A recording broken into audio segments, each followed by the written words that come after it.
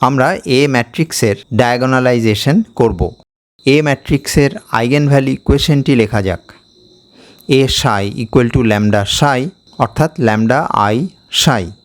এখানে এ হচ্ছে matrix operator, সাই হলো একটি কলাম ম্যাট্রিক্স যেটি হলো eigen function of the matrix operator A, lambda হলো আইগেন ভ্যালু এবং আই হলো একটি ইউনিট ম্যাট্রিক্স। এই আইগেন ভ্যালু ইকুয়েশনের ম্যাট্রিক্স ফর্মটি হলো, ম্যাট্রিক্স এর জায়গায় লেখা যাক matrix A B C D. Psi হলো column matrix x y, lambda eigen value, unit matrix হচ্ছে 2x2, অতএব 1 0 0 1। আবার কলাম ম্যাট্রিক্সটি লেখা যাক। ল্যামডা আই সাইকে যদি আমরা বাঁ দিকে নিয়ে যাই তাহলে পাই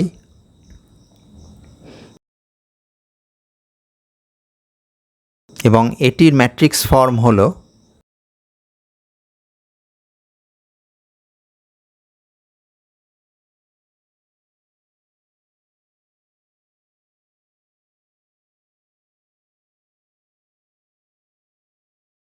অর্থাৎ A minus lambda B C D minus lambda into X Y column matrix equal to 0।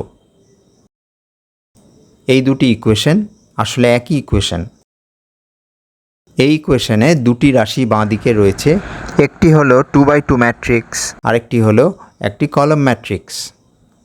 দুটি রাশির গুণফল 0, অতএব হয় এই রাশিটি 0, না হলে পরে ওই রাশিটি 0। এখন এক্স ওয়াই কলাম ম্যাট্রিক্স যদি 0 হয় তার অর্থ হচ্ছে x equal to 0, Y equal to 0। এটি একটি গুরুত্বহীন সলিউশন, সুতরাং এই সলিউশন আমরা নেব না। আমরা গুরুত্বপূর্ণ সলিউশনটি নেব। অর্থাৎ আমরা বলতে পারি যে ফর নন ট্রিভিয়াল সলিউশন, অর্থাৎ গুরুত্বপূর্ণ সমাধানের জন্য আমরা সাইকে 0 ধরব না। X equal to 0, Y equal to 0 আমরা নেব না।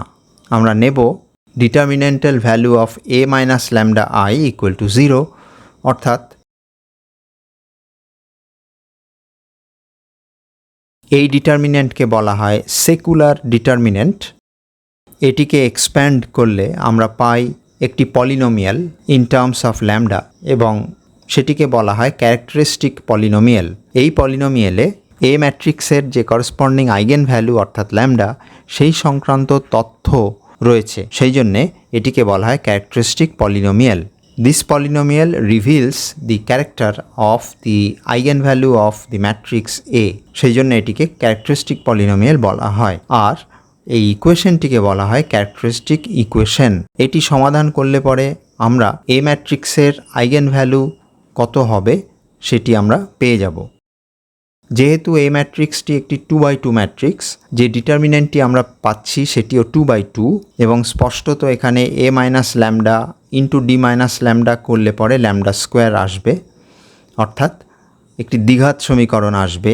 সুতরাং সলভ করলে পরে, সমাধান করলে পরে আমরা ল্যামডার দুটি মান পাব, অর্থাৎ 2x2 এ ম্যাট্রিক্সের দুটি আইগেন ভ্যালু আমরা পাবো। একটি হলো ধরা যাক ল্যামডা ইকুয়াল টু ল্যামডা 1 এবং তার করসপন্ডিং যে আইগেন ফাংশন সেটি হলো সাই ইকুয়াল টু সাই 1 এবং এটি একটি কলাম ম্যাট্রিক্স, এলিমেন্টগুলি ধরা যাক x1 y1। একইভাবে অপর আইগেন ভ্যালু হচ্ছে lambda equal to lambda 2, corresponding eigen function হলো সাই ইকুয়াল টু সাই 2 এবং এটি কলাম ম্যাট্রিক্স দিয়ে প্রকাশ করা যায় যার এলিমেন্টগুলি হলো x2 y2। আমরা এটিকে আরও বিশদভাবে লিখি অ্যাজ আইগেন ভ্যালু ইকুয়েশনস। এই 2x2 ম্যাট্রিক্স এ এর দুটি আইগেন ভ্যালু ইকুয়েশন আমরা পাচ্ছি। একটি হলো এ সাই 1 ইকুয়াল টু ল্যামডা 1 সাই 1 এবং ম্যাট্রিক্স ফর্মে লিখলে আমরা পাই, এবং অপরটি হলো এ সাই 2 ইকুয়াল টু ল্যামডা 2 সাই 2 যার ম্যাট্রিক্স ফর্ম হলো। এ ম্যাট্রিক্সটিকে ডায়াগোনালাইজ করার জন্য আমাদের একটি নূতন ম্যাট্রিক্স তৈরি করতে হবে এবং সেটিকে আমরা তৈরি করব এ ম্যাট্রিক্সের আইগেন ভেক্টরগুলির সাহায্যে।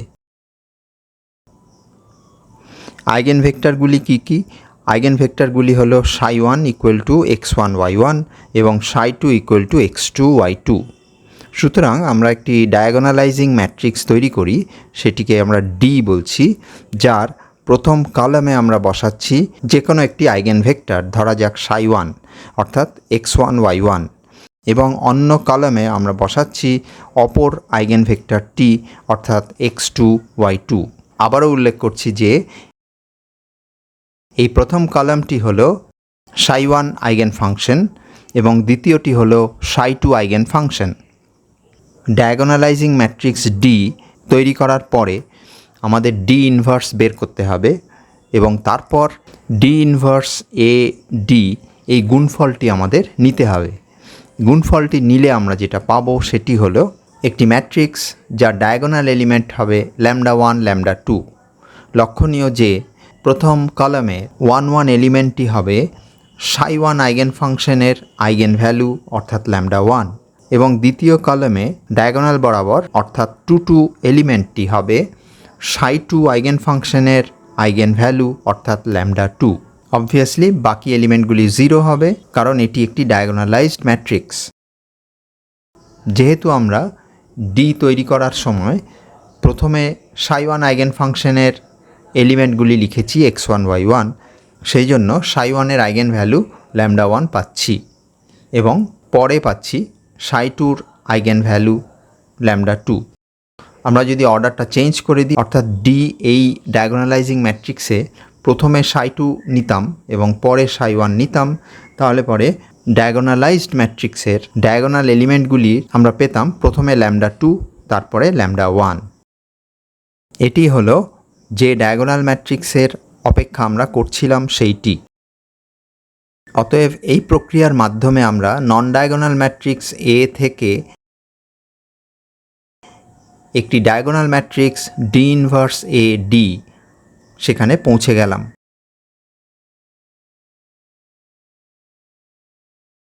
এর পরের ভিডিওতে আমরা উদাহরণ দেব, তাহলে ব্যাপারটা আরও পরিষ্কার হয়ে যাবে।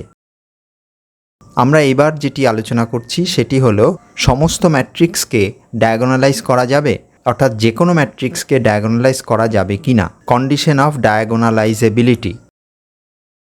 শর্ত হলো একটি, এ ম্যাট্রিক্সের আইগেন ভ্যালু যেগুলি পাচ্ছি তার করসপন্ডিং আইগেন ফাংশনগুলি হতেই হবে লিনিয়ারলি ইন্ডিপেন্ডেন্ট, তাহলে পরেই ডায়াগোনালাইজ করা যাবে। কারণ ওই আইগেন ভেক্টরের সাহায্যে আমরা ডায়াগোনালাইজিং ম্যাট্রিক্স তৈরি করছি। ব্যাপারটি আমরা ব্যাখ্যা করি। 2 × 2 ম্যাট্রিক্সের ক্ষেত্রে আইগেন ভ্যালু ধরা যাক λ1 λ2, আইগেন ফাংশন psi1 psi2। বা আমরা যদি 3 × 3 ম্যাট্রিক্স কল্পনা করি তাহলে আইগেন ভ্যালু 3টি পাবো, λ1 λ2 λ3, এবং করসপন্ডিং 3টে আইগেন ফাংশন পাবো, সেগুলি হলো psi1 psi2 psi3। এই যে সাইগুলি লেখা হলো এগুলি সবই হতে হবে লিনিয়ারলি ইন্ডিপেন্ডেন্ট, তবেই আমরা একটি ম্যাট্রিক্সকে ডায়াগোনালাইজ করতে পারবো। অর্থাৎ psis should be linearly independent for matrix to be diagonalisable. উদাহরণস্বরূপ বলা যাক, যদি আইগেন ভেক্টরগুলি এই রকম হয় অর্থাৎ xy এবং অপরটি 2x 2y, তাহলে স্পষ্টত দুটি আইগেন ভেক্টর পরস্পরের উপর নির্ভরশীল, কারণ প্রথমটিকে 2 দিয়ে গুণ করলে দ্বিতীয়টি পাচ্ছি। এই ধরনের আইগেন ভেক্টর যদি হয় তাহলে পরে এই আইগেন ভেক্টর যে ম্যাট্রিক্সের থেকে পেয়েছি আমরা সেই ম্যাট্রিক্সটিকে ডায়াগোনালাইজ করা যাবে না। পরবর্তী ভিডিওতে আমরা এক্সাম্পলের মাধ্যমে এই জিনিসগুলি ক্লিয়ার করব।